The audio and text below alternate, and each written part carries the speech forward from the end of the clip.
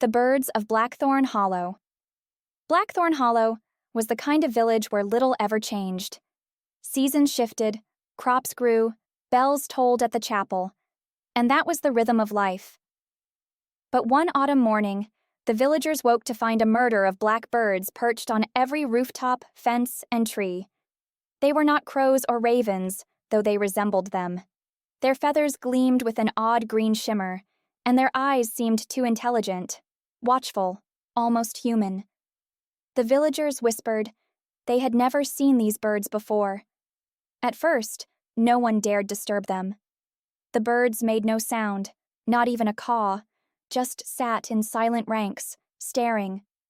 Old Mrs. Carrow muttered that they were omens of death.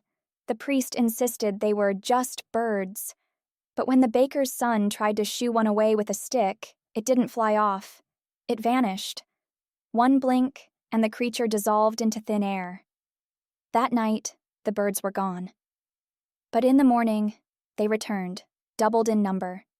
Each day followed the same pattern. They would appear at sunrise, multiplying, lining the cottages and paths, always silent, always staring.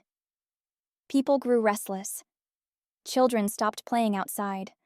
Farmers worked under the gaze of 1,000 glittering eyes. Then came the first disappearance. Mira, the weaver's daughter, never came home after dusk. No signs of struggle, no footprints leading away. Only a single black feather found on her doorstep. Fear spread like rot. Villagers began locking doors, lighting candles through the night.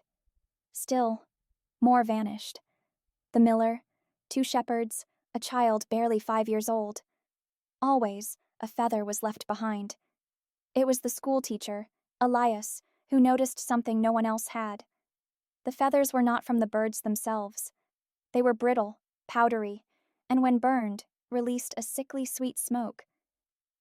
He began to wonder if the birds weren't creatures at all, but harbingers of something else. On the 7th day, as the birds gathered in a black wave on the chapel steeple, Elias rang the bells to summon the remaining villagers.